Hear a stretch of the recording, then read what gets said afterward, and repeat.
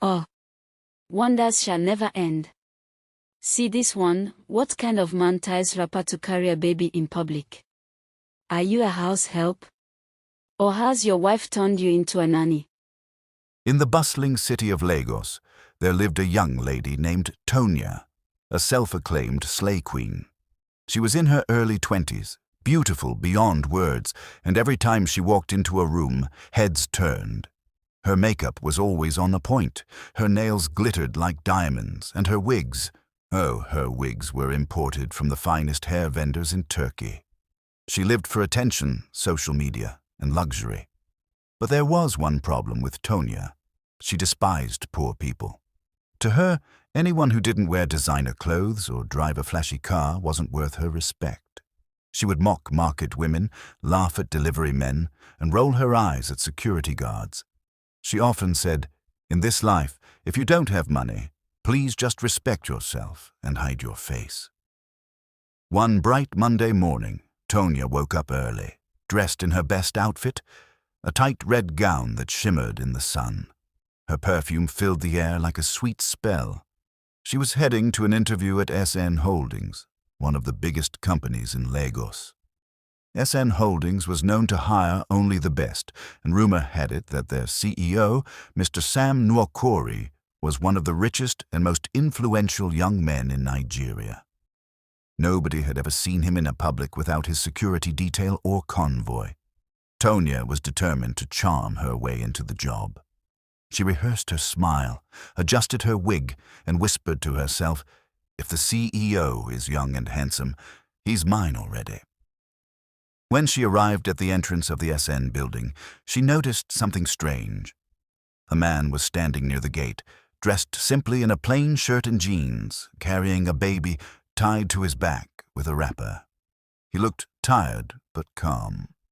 The baby slept peacefully as he adjusted the wrapper gently. Tonia stopped, squinted her eyes, and burst into laughter. "Ah, wonders shall never end. See this one. What kind of man ties wrapper to carry a baby in public? Are you a house help?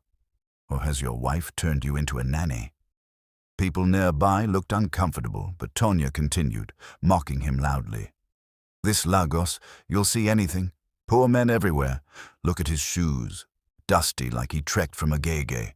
I'm sure he came to beg for work."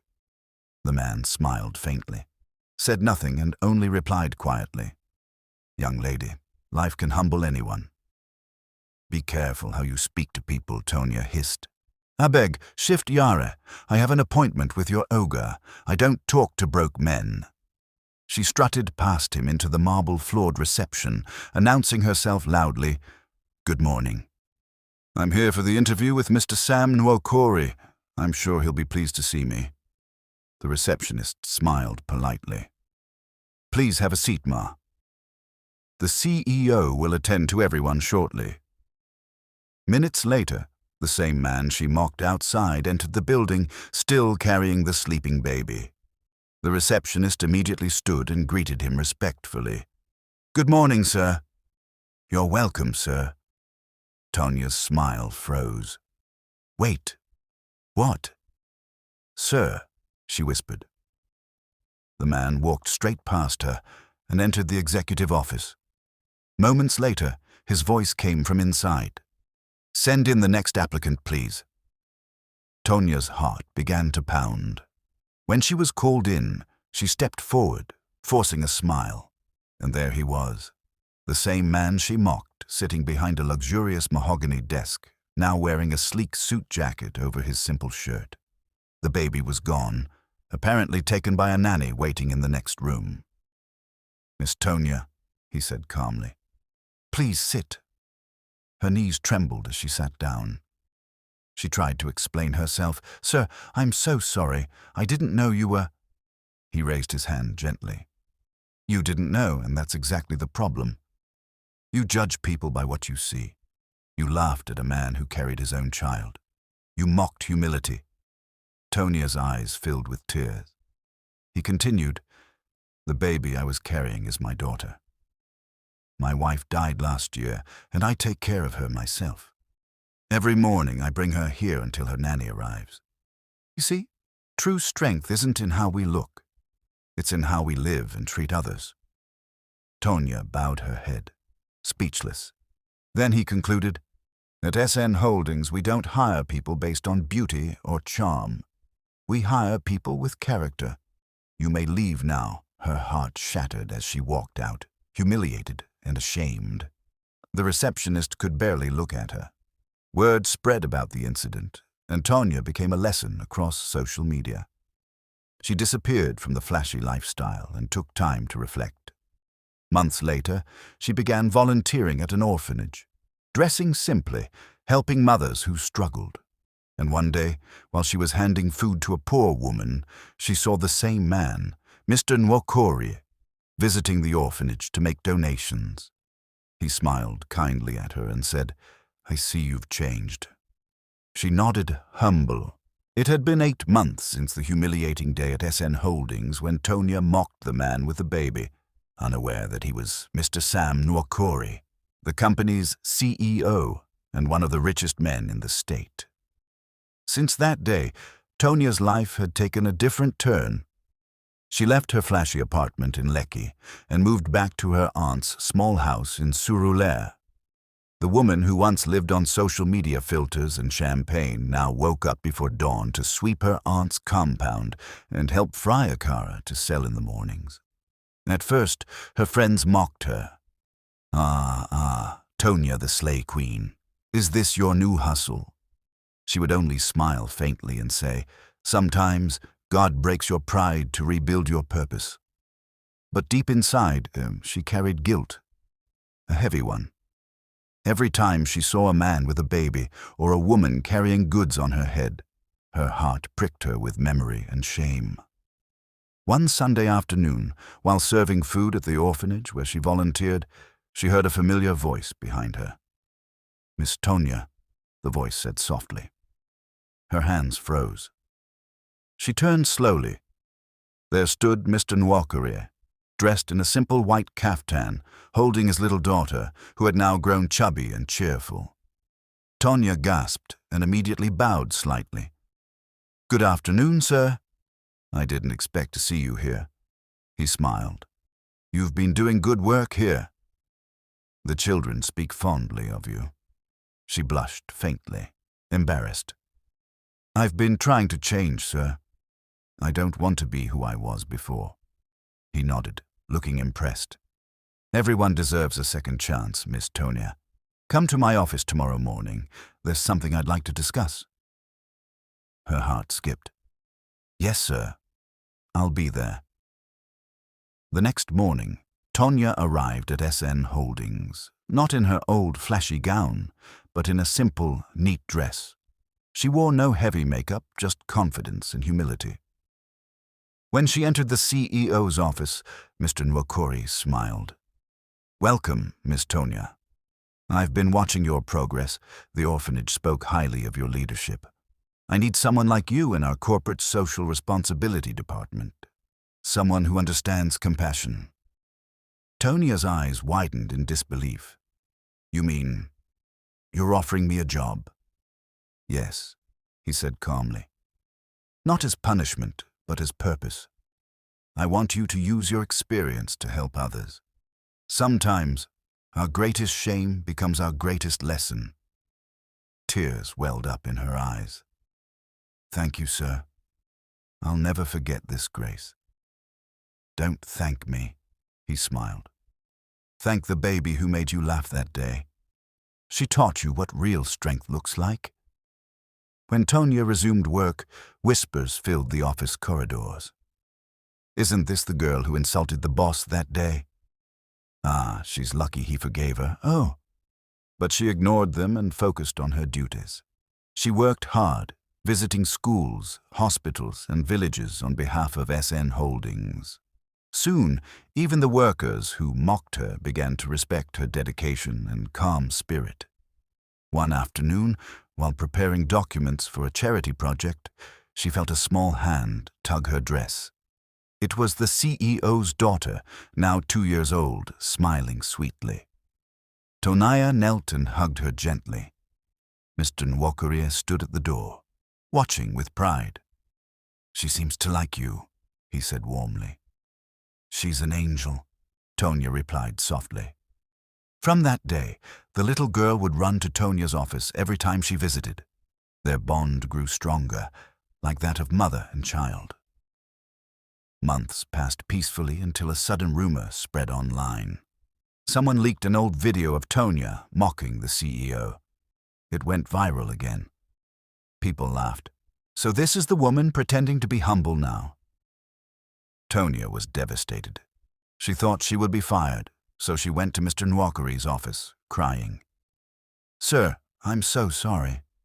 I didn't post it, but people won't stop mocking me. Maybe I should resign." He looked up from his desk and said gently, "No, Tonia. Let them talk. The woman in that video is not the woman standing here today. I don't hire perfection. I hire transformation." She wiped her tears. "Sir, you've given me so much grace. I don't know how to repay you." "Just keep doing good," he replied. "That's enough repayment." Over time, their friendship deepened. Mr. Nwokari began to confide in her about his late wife, his struggles as a single father, and his vision to build schools for poor children. Tonia, in return, helped him manage his foundation, organize charity galas, and connect with widows and mothers in need. One evening, after a successful event, he turned to her and said quietly, "You've become someone I can trust, not just in business, but in life." Her heart fluttered, but she remained composed. A year later, the SN Foundation opened a new building dedicated to widows and single fathers. During the ceremony, the CEO gave a speech. Then, to everyone's surprise, he called Tonia to the stage. "This woman," he said, "once made a mistake that could have ruined her future. But instead of hiding, she chose to grow.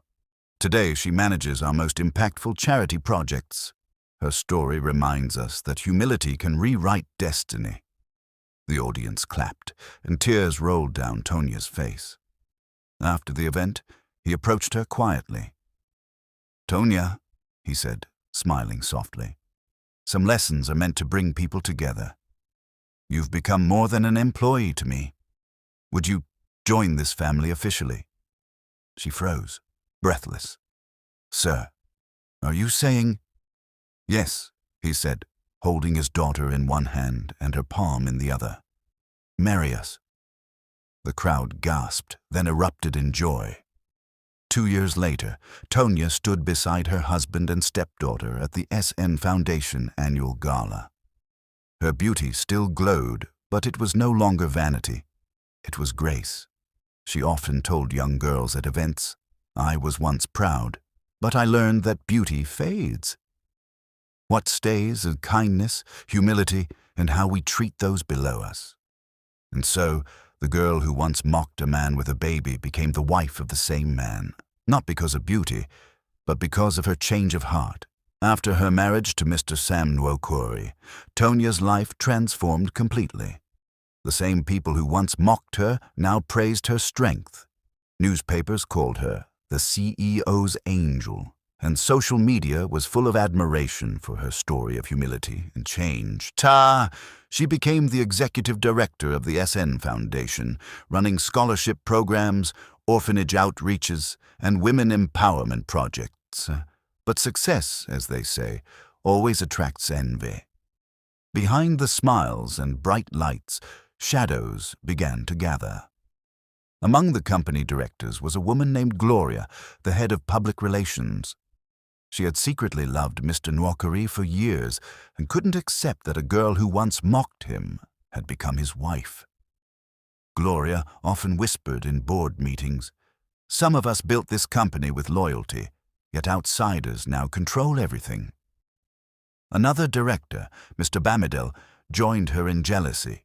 He had always wanted Tonia's position in the foundation. Together, they started plotting her downfall. One afternoon, Tonia received a phone call. "Madame, there's a young widow at the Agege branch who needs urgent help. Her child is dying. Please come personally. She insists on seeing you without hesitation. Tonia told her driver to take her there.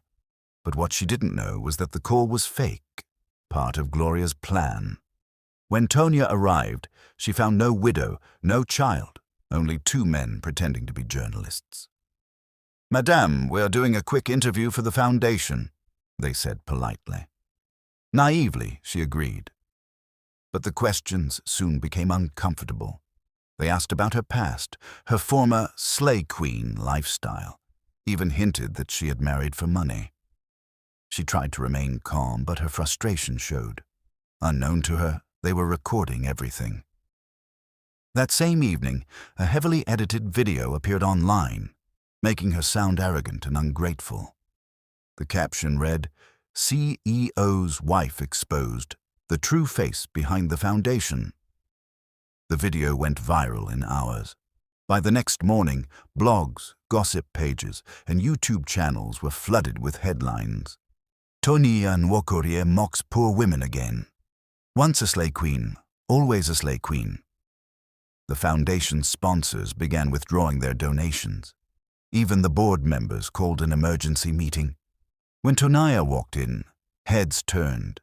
Some avoided her eyes, others looked at her with disgust.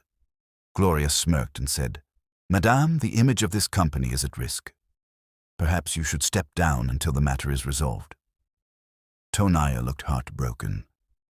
"I didn't say those things. The video was edited.